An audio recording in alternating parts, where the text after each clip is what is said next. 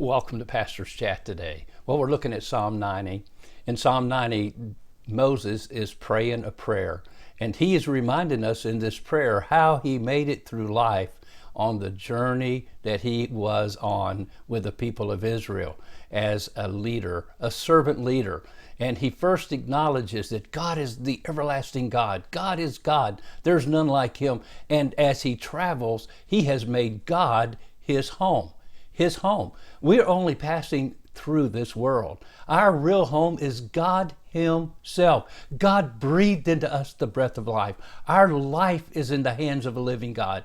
And when we acknowledge that first and we learn to abide in him through prayer, through his word, through walking with him, depending, trusting him, knowing that Jesus has given us full access to God through his cross, what a wonderful life it can be despite what's going on around us, despite the fact we're going through the wilderness of sin, is what it was called when Moses was marching with those people for those 40 years. Now, in verses 3 through 12, we're also learning that life is our school. Now, Moses was learned in all the wisdom of the Egyptians, it tells us in the book of Acts chapter 7, verse 22.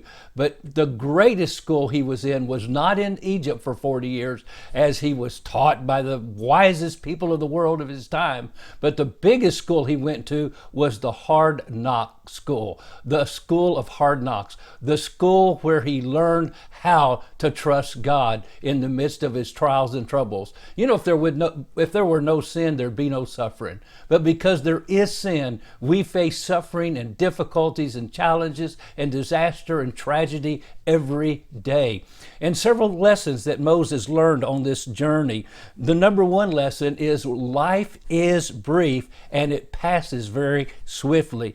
And we need even then to make the most of it. And also we learn that life is difficult and sometimes it seems futile. And we'll see that in these verses. So let me read verses 3 through 12. And so Moses prays to God, "You turn man to destruction and say, 'Return, O children of men. For 1,000 years in your sight are like yesterday when it is past, and like a watch in the night. You carry them away like a flood. They are like asleep. In the morning they are like grass which grows up. In the morning it flourishes and grows up. In the evening it's cut down and withers. For we have been consumed by your anger, and by your wrath we are terrified.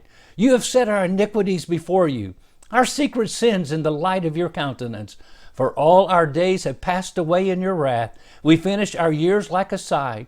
The days of our lives are 70 years, and if by reason of strength they're 80 years. Yet their boast is only labor and sorrow, for it is soon cut off, and we fly away.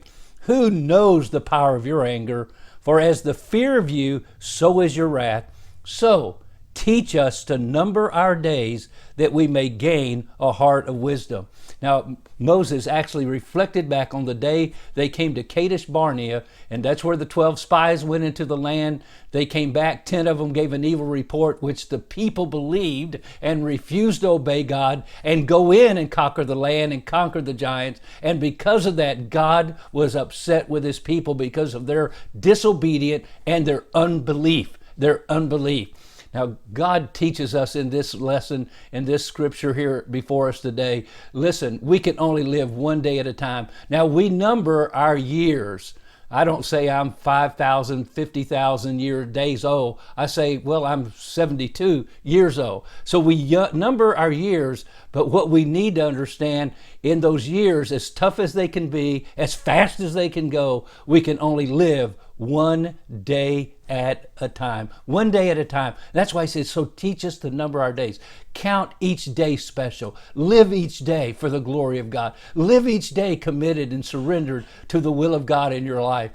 Put your trust in him. Yes, life is hard, but my friend, God will be there with you. He'll lift you up. He'll help you. Yes, he knows our secret sins and our iniquities, but as you study through this passage and you study through the book of Numbers, as you go through the journey of the nation of Israel, God was still long-suffering and compassionate and had mercy on his people when they trusted him. And he will for you and me today too. This is a great lesson to learn. Life is brief, life is hard, but we can still trust God God in the midst of it, and we should get a heart of wisdom as we learn. God bless you, and you have a wonderful, wonderful day.